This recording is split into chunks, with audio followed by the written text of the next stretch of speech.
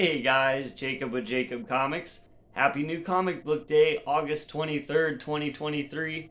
I hope all you guys found all your books in your cubby, on the new comic book shop wall. However you guys get your comics, I hope you guys found all the comics that you were looking for this week. I know I did here in the loud, mysterious black bag, and we're going to get dived into that here in just a second. First off, I do want to shout out my IG. Come check me out on IG. We hang out, talk about comics. I sell comics and stuff. Yeah, come check me out. Links below. Like, comment, subscribe if you guys do like this kind of content. Always helps the YouTube algorithm spread me out so more people can find my Fun Times channel.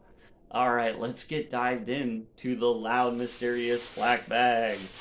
What is inside? Now, I didn't get a bunch of books this week, and as far as the reading went, I want to say it wasn't the most hype week ever.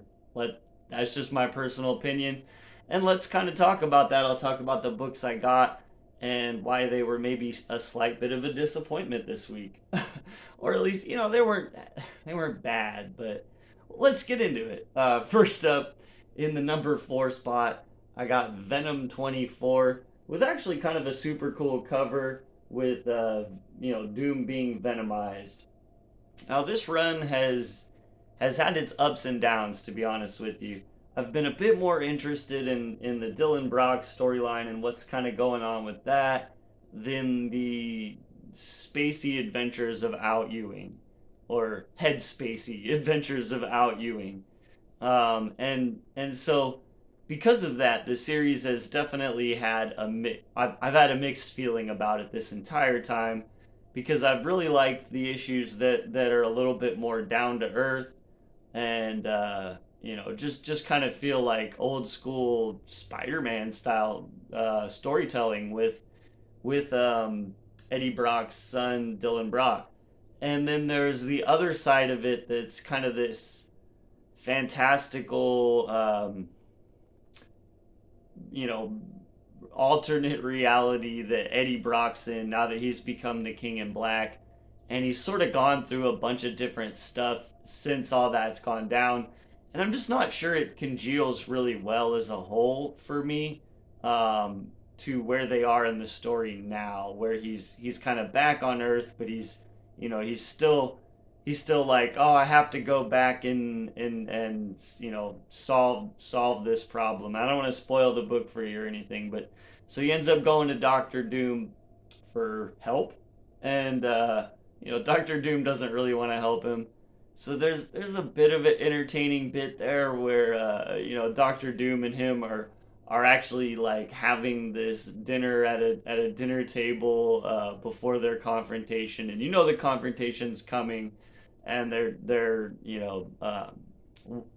kind of like Doom would. They're using their words to kind of try to figure out what each other's motives are. Anyways, it ended up in the number 4 spot. I wasn't that super hooked to read the next issue. I'll still grab it because it's Venom, but yeah, I don't know. It just wasn't the greatest one. And then this is like the biggest downer of the week for me. This is the final issue of Deadpool, Deadpool number 10.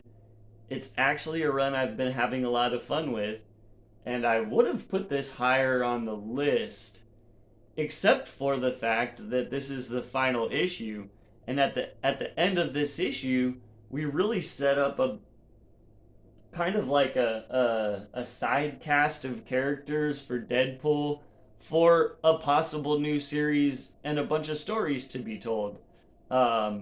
He's gonna spoil it a little bit since it's ending. I guess not many people are reading it, right? So he's found this new girlfriend. Her name is Valentine Vuong, and they've kind of built this relationship through the course of these 10 issues, to the point where I'm buying into it, right? And at the very end of this issue, like I said, I'm gonna spoil this one. It's over, whatever. At the end of this issue, we'll see if they even continue it into another series, if he gets another series. If these characters will even show up. I think that's kind of why I'm disappointed. Because they've done this twice to us now. There was Deadpool Island, where we introduced a bunch of other characters, Jeff the Land Shark included. And then when this new series started, they sort of like acted like, shoo that away, act like it didn't happen. So I definitely fear that this series, so I've two Deadpool series in a row now that have been pretty fun, and then after they're over, you know, maybe they're just gonna shoo this under the rug, and who knows. But he has this Carnage dog now. He got a pet Carnage dog is the best way to describe it. It's just been fun. They set up characters around him. Lady Deathstrike is actually like sort of one of his friends. And at the very end of it, he asks Valentine to move in with him. Will you move in with me? And she's like, I thought you'd never ask. And then it just goes the end. And I was kind of left like wanting more, and feeling like I might not ever get that. And so I was disappointed. It would have landed in the number one spot, or maybe the number two spot, because the number one book was pretty good this week. But that's what I have, man. I'm pretty sad about Deadpool ending. So in the number two spot, we have kind of a lackadaisical issue of Amazing Spider-Man 32. I can't say that this one was mind-blowing or anything. I can kind of see where they're going with it, but there was a bunch of setup in this. I don't want to ruin too much, but let's just say that because it's sort of on the cover. Let's just say that what's his face, Craven the Hunter and Queen Goblin have now kind of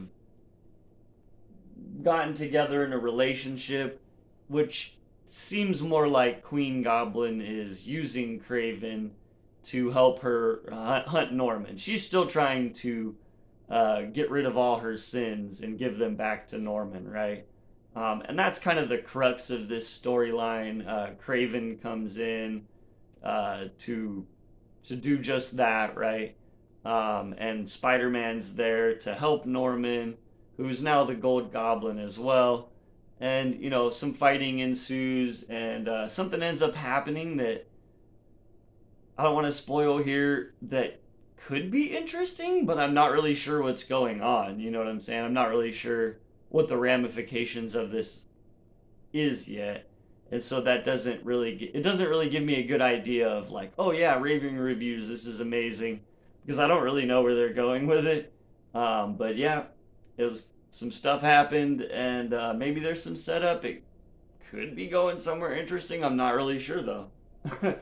And last up, and the best book, definitely by a long shot. It's probably the only book this week that I was like pretty stoked about as I was reading through it. And not because of some of the gore and violence that's in this issue. It's probably not for the kiddos. It's X-Force 43 by Percy gets the number one spot for me. And I've just really been enjoying this Fall of X storyline, guys. They've killed off a bunch of X-Men. They've killed off most of the five, if not all of them. I haven't seen any of them around yet, so I don't know if they're still even alive. And this particular story sort of backtracks a little bit and takes us back to that day at the Hellfire Gala when everyone's killed, albeit from the perspective of X-Force. So we get to see how Deadpool ends up still alive. We get to see some things are revealed as to where X-Force was during all of this and who in X-Force survived. And additionally, we get some really devastating scenes of inside the Hellfire Gala at Nimrod, just decimating mutants. And it was, I was highly entertained. I can't say much else outside of it. It's been, I'm interested in this Fall of X storyline. I want to see where they're taking it. I know there's a bunch of other side titles and stuff. As usual, I can't afford to get everything. I'm trying to at least keep getting the main titles, but yeah, that's what I have today.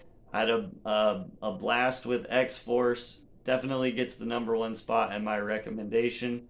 As always, if you guys did watch this far into the video and you like this kind of content, give me a like, comment, and subscribe to the channel. On my way to 700, getting pretty close. As always, have a great day, and we'll see you guys next time.